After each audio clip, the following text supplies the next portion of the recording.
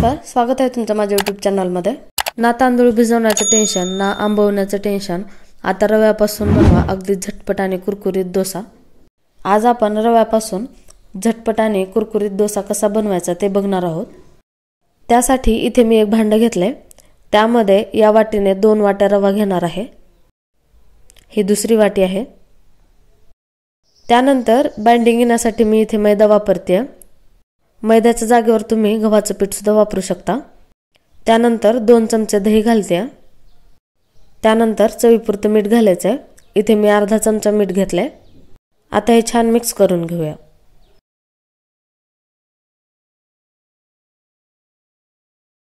Mix करून झालेलं आहे। आता थोडं थोडं करून पाणी घालूया आणि परत एकदा छान मिक्स करून घेऊ। याची कन्सिस्टन्सी अगदी आपण दररोजच्या नाश्त्याला जसा डोसा बनवतो त्यापेक्षा थोडंसं पातळ ठेवायचं आहे। या बॅटरसाठी अजून थोडंसं पाणी लागणार आहे, त्यामुळे मी अजून थोडंसं पाणी घालते।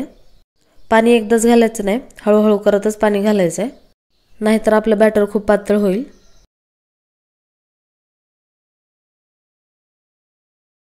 तुम्ही पाहू शकता पाणी छान ॲडजस्ट केलं आहे। आता यामध्ये मी बारीक चिरलेला कांदा घालते, त्याचबरोबर थोडासा किसलेला गाजर घालायचा आहे, थोडीशी बारीक चिरलेली कोथिंबीर घालायची आणि छान एकजीव करून घ्यायचं आहे। तुम्हाला जर बॅटर खूप जास्त घट्ट वाटत असेल तर थोडंसं पाणी अजून ॲड करू शकता। आता हे बॅटर मी 10 मिनिटं बाजूला ठेवणार आहे। बॅटर बाजूला ठेवले तोपर्यंत आपण चटणी तयार करूया। इथे मी एका मिक्सरच्या भांड्यामध्ये भाजलेले शेंगदाणे घेतलेत, त्यामध्ये 3 हिरव्या मिरच्या घातल्यात, त्याचबरोबर 5 लसणाच्या पाकळ्या आणि थोडासा आलाचा तुकडा आणि त्याचबरोबर थोडीशी कोथिंबीर आणि जिरे घालायचे। त्याचबरोबर 2 चमचे दही घालते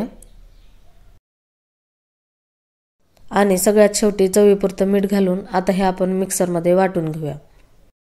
तुम्ही पाहू शकता चटणी छान वाटली गेली आहे। आता यावर आपण फोडणी घालणार आहोत।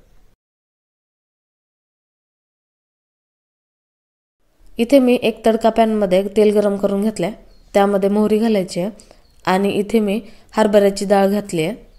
आता ही फोडणी आपण चटणीवर घालणार आहोत।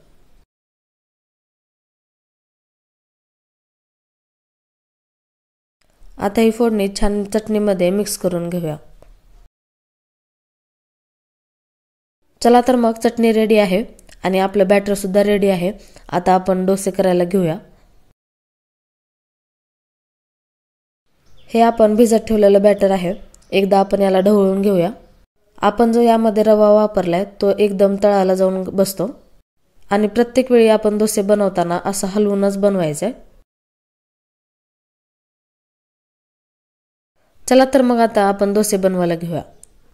इथे मी पॅन छान गरम करून घेतले, त्यावर आता तेल ग्रीस करून घ्यायचे। त्यानंतर आपण बनवलेलं बॅटर यावर घालायचे। हळूहळू करत हे बॅटर आता आपल्याला यावर तव्यावर सोडायचं आहे।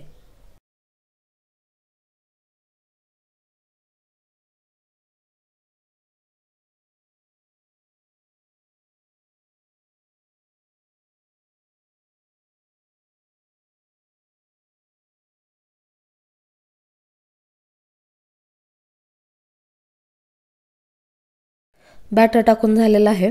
आता हा डोसा आपण मीडियम गॅसवर भाजून घेणार आहोत। तुम्ही पाहू शकता डोस्याचा कलर चेंज झालाय। आता यावर आपण थोडंसं तेल लावूया आणि अजून थोडा वेळ हा डोसा आपण मीडियम गॅसवर भाजणार आहोत। तुम्ही पाहू शकता आपला डोसा भाजला आहे। आता हे आपण उलटून घेऊया। अगदी हलक्या हाताने हा डोसा उलटायचा आहे, नाहीतर मोडला जाईल। तुम्हाला हा डोसा बघून अंदाज आला असेल हा डोसा खूप कुरकुरीत बनलाय। हा डोसा अगदी 10 मिनिटात बनलाय, याला काहीही पूर्वतयारी करायची गरज नाही। तुम्ही पाहू शकता किती कुरकुरीत आणि क्रिस्पी बनलाय। आपण जी चटणी बनवली त्या चटणीबरोबर हा डोसा आता सर्व करूया। हा डोसा तुम्ही बटाट्याच्या सुक्या भाजीसोबत सुद्धा खाऊ शकता, खूप छान लागतो। तर हा रव्यापासून बनणारा इन्स्टंट डोसा तुम्ही नक्की करून बघा, तुम्हाला नक्की आवडेल। आणि माझी ही जर रेसिपी तुम्हाला आवडली असेल तर लाईक करा आणि सबस्क्राईब करायला अजिबात विसरू नका।